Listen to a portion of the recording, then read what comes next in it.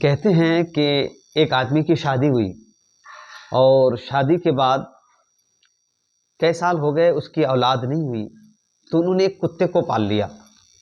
اب جب وہ کتے کو پالنے لگا، اس کی پرورش کرنے لگا، تو گھر میں کوئی چیز ہو تو اس سے محبت ہو ہی جاتی ہے، تو اس کو اس کتے سے محبت ہو گئی۔ لیکن پھر اللہ رب العزت نے کچھ سالوں کے بعد ان کو بیٹے کی نعمت سے نوازا۔ جب اللہ رب العزت نے ان کو بیٹے کی نعمت سے نوازا تو آٹومیٹکلی کتے سے جو محبت تھی اس محبت میں کمی ہو گئی۔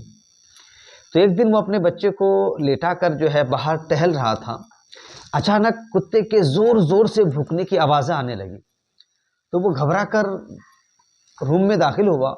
لیکن جیسے روم میں آیا تو جو ہے وہ کتا تیزی کے ساتھ باہر نکلا اور اس کا منہ خون سے لت پت تھا۔ تو یہ آدمی سوچا کہ اس نے میرے بچے کو جو ہے چبا دیا، میرے بچے کو جو ہے کاٹ لیا۔ اس نے اندر گیا اور بندوق نکالا اور اس کتے کو جو ہے مار ڈالا۔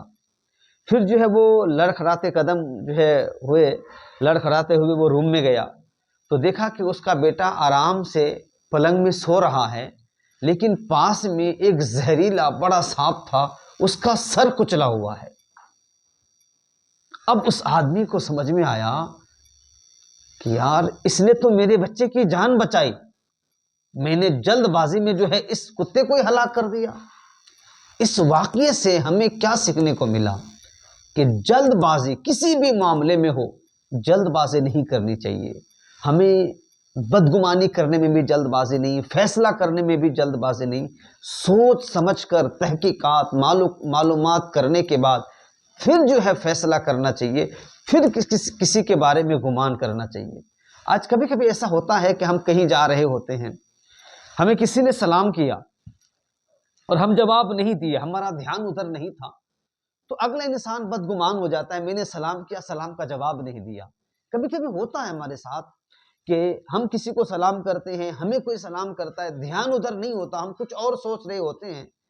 تو اس لیے کسی کے بارے میں بھی بدگمانی نہیں، جلد بازی نہیں کرنی چاہیے۔ اب دیکھیے جلد بازی کی وجہ سے انہوں نے کتے کو مار ڈالا، تو ہمیں اپنی زندگی میں یہ جو ہے ٹھان لینا چاہیے کہ جب بھی ہم کوئی فیصلہ کریں گے تو سوچ سمجھ کر معلومات کرنے کے بعد فیصلہ کریں گے، جلد بازی نہیں کریں گے۔ وہی ایک مسئلہ یہ بھی یاد رکھیے گا کہ آپ یہ کتے کا واقعہ سن کر ایسا نہ ہو کہ آپ کتا پالنا شروع کر دیں، کیونکہ ہم مسلمان ہیں اور کتا پالنے کے متعلق جو احادیث میں آتا ہے کہ جو شوقیہ طور پر کتا پالتا ہے، روزانہ اس کے نامہ اعمال میں سے ایک قرات نیکیاں کم کر دی جاتی ہے، روزانہ ایک قرات نیکیاں کم ہو جاتی ہے۔ اور ایک حدیث میں آتا ہے کہ جس گھر میں کتا ہو اس گھر میں رحمت کے فرشتے داخل نہیں ہوتے ہیں۔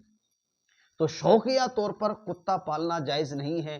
ہاں اگر کوئی جنگل وغیرہ میں رہتا ہے، وہاں پہ چور ڈاکوؤں یا پھر جانوروں کا خوف ہے، پھر وہ اگر اپنے جانوروں کی یا اپنی حفاظت کے لیے کتا پالتا ہے تو پھر وہ اس کا جو ہے پالنا جائز ہوگا۔ باقی شوقیہ طور پر جو کتا پالتے ہیں اس کی وجہ سے روزانہ ہماری نیکیاں بھی کم ہوتی ہیں اور اس گھر میں رحمت کے فرشتے بھی داخل نہیں ہوتے۔